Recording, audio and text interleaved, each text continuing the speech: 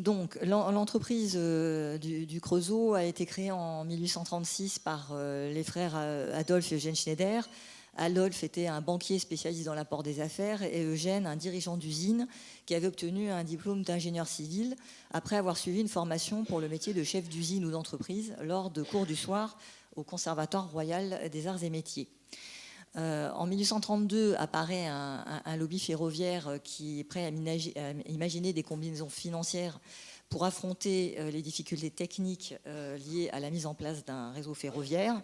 Et donc, quand les frères Schneider acquièrent le Creusot, ils ont deux objectifs. D'une part, moderniser ce fleuron industriel fondé en 1782 pour produire industriellement de la fonte, en l'orientant vers la production industrielle du fer aux coques, grâce à la mécanisation du peudelage et au laminage. D'autre part, l'ouvrir vers le marché des constructions à vapeur. Ils embauchent François Bourdon, un ingénieur autodidacte qui a travaillé 10 ans auparavant dans l'usine et qui, spécialiste de l'indication à vapeur, revient d'un séjour de 3 ans aux États-Unis.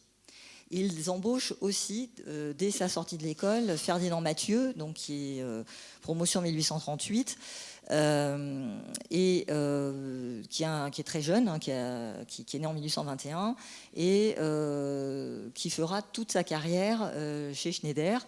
Alors, un des intérêts de l'école centrale à cette époque, c'est qu'un cours de chemin de fer y est professé depuis 1831. Il y a beaucoup de choses importantes, mais cette dominante est intéressante pour eux. Fernand Mathieu est sorti deuxième de sa promotion, mais premier dans les deux spécialités des arts mécaniques et des constructions civiles. Alors, en quelques années, entre 1840 et 1843, les Schneider prennent pied, la première place sur le transport fluvial sur le Rhône et la Saône, prouvant leur capacité à rétablir rapidement une entreprise. Donc, ils se tournent ensuite de façon décisive dans la production de locomotives. À partir de 1844, Ferdinand Mathieu est promu sous-directeur des ateliers de construction du Creusot. Puis, au départ de Bourdon en 1852, les Schneider souhaitent aussi investir dans les constructions métalliques. Et Ferdinand Mathieu est encore promu comme ingénieur en chef et directeur des ateliers de construction, que ce soit locomotives, matériel pour mettre travaux hydrauliques et pour les mines, machines à vapeur et bateaux. Alors, ces titres de gloire, et après je passerai à Paul Bouvard, alors je vais essayer, oui ça marche, sont le pont sur la Penfeld en 1858, le viaduc de Fribourg en 1862, le pont sur l'Helsinki en 1865 et plus tard le viaduc sur le Maléco en 1885. Et Ferdinand Mathieu sera chevalier de la Légion d'honneur en 1854, puis officier en 1863. Alors, Paul Bouvard, lui, donc pourquoi il est cité, c'est parce que la commande était de parler des centraliens de la génération d'Eiffel, donc sorti entre 1850 et 1860. C'est le seul centralien employé par Schneider qui est sorti dans cette décennie, et c'est le second centralien recruté après Ferdinand Mathieu. Donc il y a quand même 20 ans d'écart, presque. Ah, pardon. Excusez-moi. Alors là, c'est un tout petit clin d'œil. L'année 1857, c'est l'année où l'école centrale, qui était privée, est cédée à l'État. Et le signataire en bas, c'est le président du corps législatif par intérim à l'époque, puisque c'est Eugène Schneider, donc le gérant de Schneider et compagnie, qui était donc vice-président du corps législatif, et remplacer le comte de Morny qui était en ambassade extraordinaire en Russie au premier semestre 1857. Voilà. Ça n'a rien à voir avec Paul Bouvard, mais c'était un petit clin d'œil quand même. Je ne pouvais pas passer à côté. Alors, vous en avez vu beaucoup. Je ne vous présente plus les registres scolaires des... Voilà, je crois que c'est ça. Vous en aurez eu un au moins encore cet après-midi, si je crois bien, de notre illustre... Voilà. Donc pourquoi le recrutement d'un second centralien? Alors nous sommes en 1855. Sir Henry Bessemer, ingénieur et chimiste anglais, met au point un convertisseur qui permet de produire directement de l'acier à partir de la fonte. Eugène Schneider crée en 1860 au Creusot un laboratoire de chimie qui a notamment pour mission d'essayer de résoudre les difficultés soulevées par la fabrication de cet acier à partir des ressources minérales disponibles au Creusot. Mais toute tentative de l'usine du Creusot à cette époque se solde par des échecs.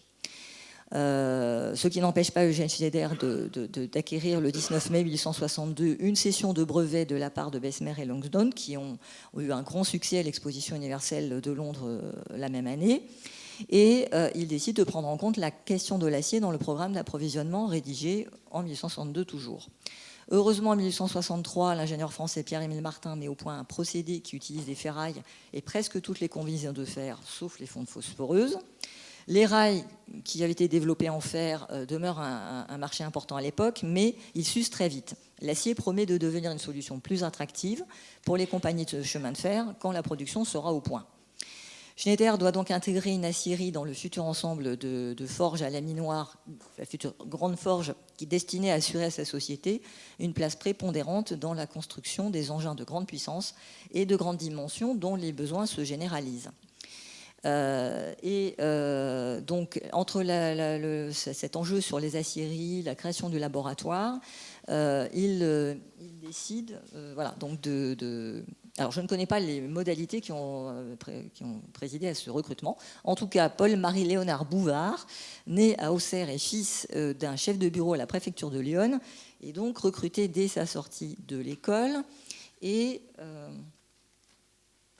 voilà. Donc, j'ai fait un petit focus sur la troisième année, où l'on voit que les meilleures notes étaient obtenues en chimie industrielle, géologie, exploitation et chemin de fer. La métallurgie était bien aussi les deux précédentes années. Ça l'a peut-être moins intéressé la dernière, je ne sais pas. D'après ce que l'on a vu de sa personnalité plus tard, et ça devait être déjà le cas dans sa jeunesse, Paul Bouvard était passionné par les perfectionnements quotidiens. Il cherchait toujours à faire mieux, et surtout à repartir de l'expérience concrète pour proposer de nouvelles améliorations. Et il aimait aussi beaucoup le management des équipes. Voilà, donc c'est peut-être des qualités. Alors, elles ne ressortent pas sur la fiche scolaire qu'on a vue. Bon, il était marqué, il était très bon élève, mais en tout cas, on peut penser que ses caractères ont été déterminants. Alors, donc, il est recruté quand il sort, il est ingénieur mécanicien. En 1861, commencent les travaux de construction de nouvelles forges à laminoir. Et parallèlement, Eugène Schneider fait élaborer par le laboratoire du Creusot une échelle de qualité des fers et tôles, classification qui simplifie la désignation des produits et qui est très largement adoptée en France. À la suite du convertisseur Bessemer, puis des fours Siemens-Martin qui sont aussi implantés, enfin pas pour le four Bessemer, mais les fours qui sont implantés au début des années 1870 au Creusot, le laboratoire va également réaliser une échelle de qualité des aciers qui sera présentée lors de l'exposition universelle de Vienne en 1873 et qui sera très appréciée, aussi, comme l'échelle des fers d'ailleurs, notamment par un certain nombre de centraliens et particulièrement la Société des ingénieurs civils de France.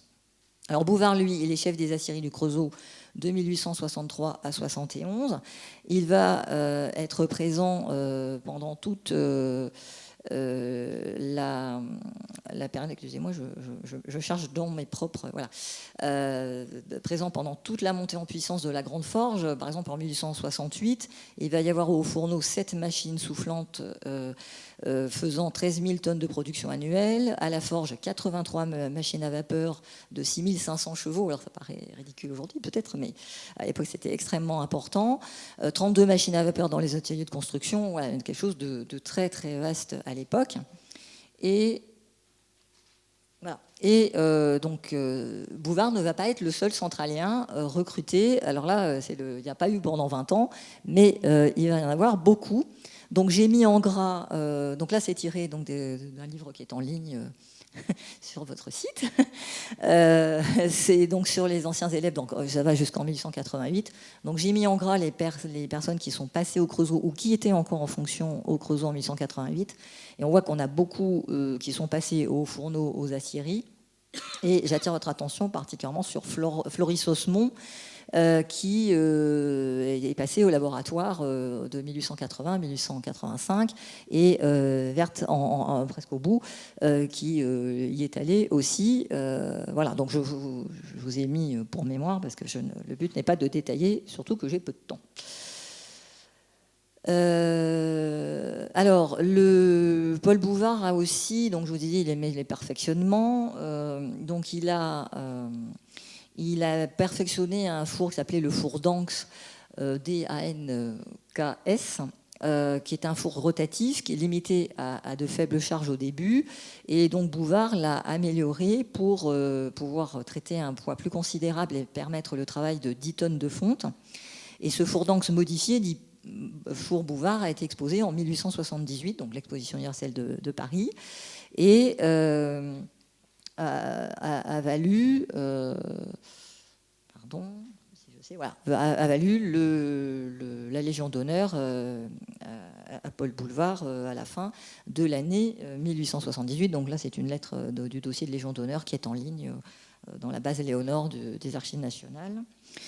Pardon, excusez-moi, je me mélange. Hop. Petit problème.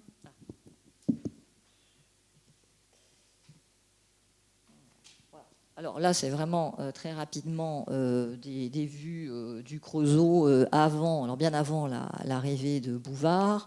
Voilà, les anciennes, les nouvelles, voilà, c'est vraiment très rapide. Et donc le four Bouvard vaut à ce centralien d'être chargé de missions à l'étranger, notamment d'implanter, notamment aux aciéries de Terny. Donc le four Bouvard se trouve, c'est le numéro 9 qui est juste, là je l'ai mis en gros plan, juste au-dessus du 19, il faut vraiment le voir. Donc il fait des missions et il est de plus en plus envoyé à l'étranger pour conseiller, exporter le savoir-faire des Schneider. En 1889, il se trouve à Saint-Pétersbourg. Et en fait, les années 1890, où l'entreprise alors déjà se tourne vers l'acier au nickel, notamment développe des fabrications électriques et marque aussi l'arrivée d'Eugène de Schneider, qui vient, puisque Eugène Schneider est mort en 1875, son fils Henri, qui était co-gérant, lui a succédé. Et au début des années 1890, c'est aussi la montée en puissance d'Eugène II. Donc il y a des changements progressivement dans le management et dans l'organisation de l'entreprise. Et en 1892, Bouvard est nommé ingénieur adjoint à la direction, ce qui lui plaît peu, puisqu'il n'est plus en contact avec le terrain, sauf quand il fait des missions, une des dernières étant, enfin une des principales dans les dernières années, étant aux États-Unis, où il visite des principales usines pour faire des retours d'expérience. Et finalement, lassé de ces missions et souhaitant retrouver le terrain, il démissionne en 1897 et pour aller fonder et diriger une société qui s'occupe des aciéries de Makievka, j'espère que je prononce bien, en Russie, où il restera jusqu'à sa mort. Et donc pour les débuts de cette usine, eh bien, une partie de l'équipement va être fournie par le Creusot. Il ne faut quand même pas perdre les bonnes relations avec la maison mère. Et puis pour finir, donc pour la fin de l'histoire de l'acier, donc nous avons vu, enfin la fin de l'histoire, c'est pas la fin de l'histoire de l'acier, mais pour mon exposé, donc on a vu le premier centralien recruté dans le monde du fer, l'acier qui se développe, donc vous le voir aux aciéries, et pendant ce temps, la construction métallique en acier prend son envol dans les années 1890 et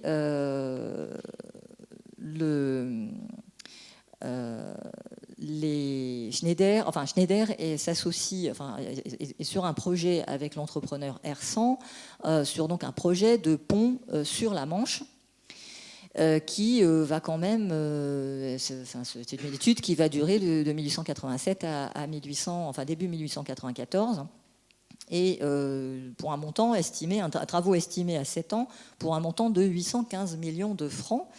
Et en 1893, Hersant, qui est plus à la manœuvre quand même que les Schneider, nomme un camarade de promotion de son fils Jean, le centralien Maurice Michel Schmitt, donc promotion 1884, il le nomme chef des études des fondations du pont sur la Manche. Entre-temps, Schneider commence à faire des ponts en acier. Alors déjà le pont Morand sur le Rhône à Lyon en 1889-1890 avec l'entreprise Suivre-Lille. Ensuite, dans les années 1891-95, le pont cantilever, enfin une partie du pont cantilever sur la Borsea en Roumanie sur le réseau fluvial du Danube, où les superstructures et les échafaudages sont en acier doux extra doux et les appareils d'appui et de compensation en acier dur. Et puis bon, le pont sur la Manche est abandonné. En décembre 1895, Maurice Michel Schmitt est nommé par Henri Schneider directeur des chantiers de construction navale, ponts et charpentes en fer au chantier de Chalon, chez Schneider et compagnie, afin de les alimenter par les travaux publics.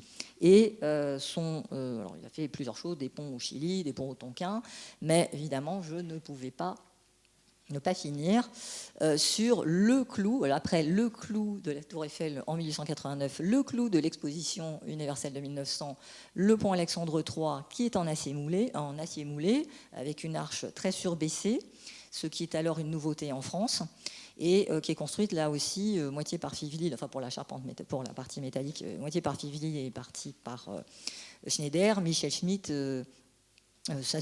pilotant les études, la construction et le montage du pont, ce qui lui vaut une médaille d'or à l'exposition et la Légion d'honneur, donc troisième médaillé. Voilà. Et donc un petit clin d'œil avec le pont Alexandre III et puis la tour Eiffel derrière. Voilà.